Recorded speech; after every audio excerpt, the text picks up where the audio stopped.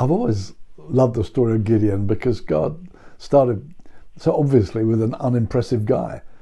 He had no kind of illusions about him, so he could never be disillusioned. It's rather like Simon Peter, that when he failed the Lord, it wasn't like, gosh, how could you do that? No, he knew that Simon was capable of those things. God knows us through and through. He doesn't invite the impressive. He invites the weak and the poor and the people who know they need God. So I love the story of Gideon. There may be one redeeming feature about Gideon, just one. When God said to him he's going to use him, Gideon's reply was, if the Lord is for us, why has all this befallen us? And where are all the miracles that our father spoke of? Now, it's interesting, that's a kind of a redeeming feature about Gideon, I believe. That he thought, if I'm in fellowship with the living God, if we are God's people, well, where are the miracles? Where are these demonstrations that we know God?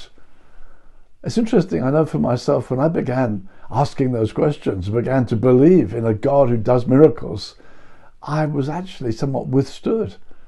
When I was at Bible college and began to lay hands on people and introduce the whole concept of the Spirit, I got opposed by, the faculty at the time, who argued and said, no, those days are over.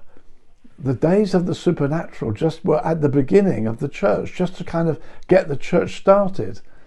Jesus came and the apostles did amazing signs and wonders, but once the church got started, we didn't need miracles anymore. They even sometimes came out with this crazy thing that when the perfect has come, which they took to be the scripture had been established, we got our Bibles for the perfect, ridiculous application of that, then the miracle stopped.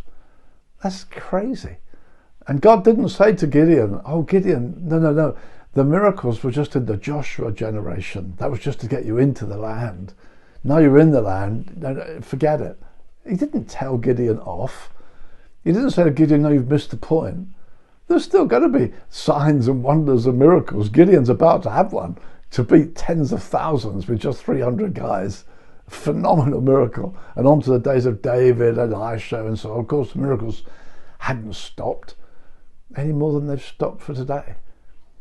But then Gideon misinterpreted. He said God's abandoned us, handed us over to the Midianites.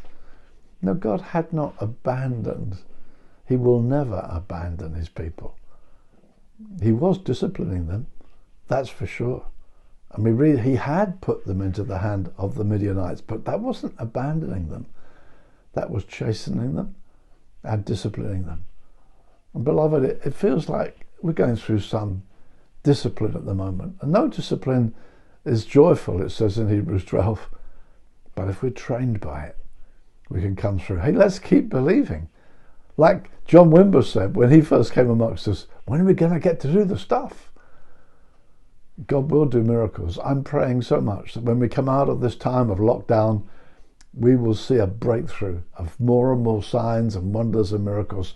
That's the God that we serve. That's the God that we love. The God who does signs and wonders. Jesus Christ the same.